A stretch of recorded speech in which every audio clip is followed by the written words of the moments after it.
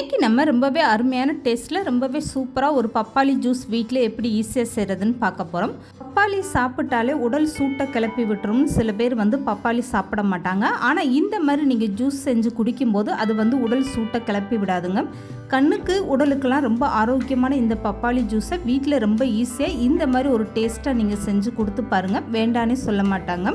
இந்த மாதிரி பப்பாளி ஜூஸ் வாரத்தில் 2 முறைனாலும் கண்டிப்பாக நீங்கள் செஞ்சு குடிச்சு பாருங்கள்.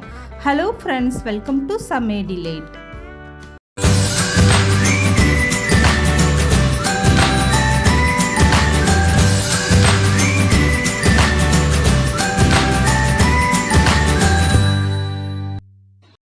பப்பாளி ஜூஸ் செய்கிறதுக்காக இந்த மாதிரி ஒரு மீடியம் சைஸ் பப்பாளி நான் எடுத்திருக்கேன். இது நல்லா பழமாகவே பழுத்து இருக்குது பாருங்கள். இதை இப்போ நல்லா கழுவிட்டு இந்த தோலெல்லாம் கட் பண்ணி எடுத்துருங்க. பப்பாளியில் இருக்க இந்த காம்பு பகுதியும் கட் பண்ணி தனியாக எடுத்துருங்க. அதை சேர்க்க வேண்டாம். இப்போ இந்த தோலெல்லாம் கட் பண்ணி எடுத்ததுக்கப்புறமா பப்பாளியை 2 பீஸாக நீங்கள் கட் பண்ணி எடுத்துக்கோங்க. அதுக்கப்புறமா சின்ன சின்ன பீஸாக கட் பண்ணி எடுத்துக்கோங்க. பப்பாளி ஜூஸாக போடும்போது இந்த மாதிரி நல்லா பழமாக நீங்கள் எடுத்துக்கோங்க. அப்போ தான் உங்களுக்கு ஜூஸோட கலருமே பார்க்குறதுக்கு நல்லா கலராக இருக்கும். இப்போ பப்பாளியில் இருக்கக்கூடிய தோலெல்லாம் நீக்கிட்டு இந்த பப்பாளியை நான் 2ஆக கட் பண்ணி காட்டுறேன் பாருங்கள். இந்த பப்பாளியில் கொஞ்சம் கூட விதையே இல்லாமல் இருக்குது. ஒரு சில பப்பாளி பழம் பார்த்தீங்கன்னா இந்த மாதிரி தான் விதை இல்லாமல் வரும். இப்போ இந்த பப்பாளியை 2 பீஸாக நீங்கள் கட் பண்ணி எடுத்துக்கோங்க. இதை இப்போ சின்ன சின்ன பீஸாக இந்த மாதிரி கட் பண்ணி எடுத்துக்கோங்க. ஒரு மீடியம் சைஸ் பப்பாளி எடுத்திங்கன்னா போதும். அதில் 4 பேருக்கு தாராளமாக நீங்கள் இந்த மாதிரி பப்பாளி ஜூஸ் செய்யலாம்.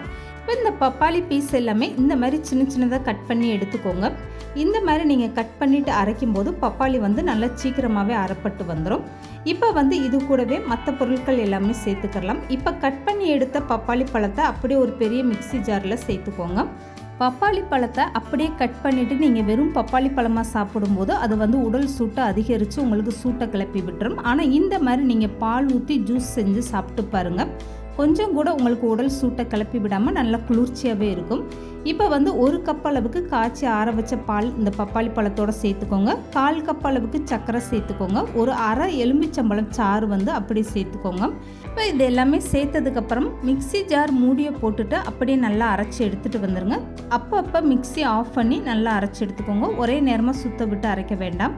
இப்போ ஜூஸ் அரைச்சி எடுத்துகிட்டு வந்தாச்சு பாருங்கள். இப்போ நான் ஒரு ஸ்பூனில் எடுத்து காட்டுறேன். பப்பாளி ஜூஸ் எந்த அளவுக்கு நல்லா திக்காக அரைப்பட்டு வந்திருக்கு பாருங்கள். இப்போ இந்த ஜூஸ் அப்படியே கிளாஸில் மாற்றிடலாம். இதுக்காக இப்போ நான் 2 கண்ணாடி கிளாஸ் எடுத்து வச்சுருக்கேன்.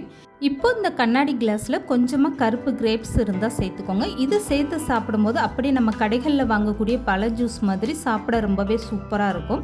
இப்போ இது கூடவே பச்சை கிரேப்ஸும் சேர்த்துக்கோங்க. இந்த மாதிரி கொஞ்சம் கொஞ்சம் நீங்கள் கிரேப்ஸ் சேர்த்துட்டு அதுக்கப்புறமா பப்பாளி ஜூஸை சேர்க்கும் போது அது பார்க்குறதுக்கு ரொம்ப அழகாக இருக்கும். இந்த ஜூஸ் குடிக்கும் போதுமே அங்கங்கே இந்த கிரேப்ஸ் எல்லாம் கடிப்படும் போது ரொம்பவே அருமையான டேஸ்ட்டாக இருக்கும். இப்போ இது கூடவே ஐஸ் க்யூப்பும் சேர்த்துக்கோங்க. இதுக்கப்புறமா அரைச்சி எடுத்து வச்சுருக்க பப்பாளி ஜூஸை இந்த கிளாஸில் சேர்த்துருங்க. அவ்வளோதாங்க. இதை நல்லா கலந்துட்டு அப்படியே நீங்கள் ஜூஸாக குடிக்க கொடுக்கலாம். வெறும் பப்பாளியை நீங்கள் கட் பண்ணி சாப்பிட்றத விட இந்த மாதிரி நீங்கள் பால் ஊற்றி அதை ஜூஸாக அடித்து சாப்பிடும்போது இது உடலுக்கு ரொம்பவே குளிர்ச்சி தரும். கண்டிப்பாக இந்த மாதிரி ஒரு பப்பாளி ஜூஸ் நீங்கள் வீட்டில் ட்ரை பண்ணி பாருங்கள். இது குடிக்கிறதுக்கு அவ்வளோ ஒரு அருமையான டேஸ்ட்டாக இருக்கும். வெயில் காலத்தில் பப்பாளி சாப்பிட்டா உடல் சூட்டை கிளப்பி விடும்னு இனிமேல் பப்பாளியெல்லாம் நீங்கள் ஒதுக்கி வைக்காதீங்க. இந்த மாதிரி ஒரு ஹெல்த்தியான ஜூஸாக போட்டு குடிச்சு பாருங்கள். இது உடலுக்கு ரொம்பவே ஆரோக்கியமாகவும் இருக்கும், உடல் குளிர்ச்சியும் தரும். இனி பப்பாளியே சாப்பிட மாட்டேன்னு பப்பாளி பழத்தை பார்த்தாலே ஒதுக்கி வைக்கிறவங்களுக்கு இந்த மாதிரி ஒரு பப்பாளி ஜூஸை நீங்கள் போட்டு கொடுத்து பாருங்கள், வேண்டானே சொல்ல மாட்டாங்க. அந்த அளவுக்கு அருமையான டேஸ்ட்டாக இருக்கும். படிக்கிற குழந்தைங்க, காலேஜுக்கு போகிறவங்களுக்கெல்லாம் கண்டிப்பாக இந்த மாதிரி பப்பாளி ஜூஸ் வாரத்தில் 2 முறைனாலும் கொடுங்க. கண்ணுக்கு ரொம்பவே ஆரோக்கியமாக இருக்கும். இந்த வீடியோ பிடிச்சிருந்தா லைக் பண்ணுங்கள், ஷேர் பண்ணுங்கள். மறக்காமல் சமையல் டிலைட் சேனலை சப்ஸ்கிரைப் பண்ணுங்கள்.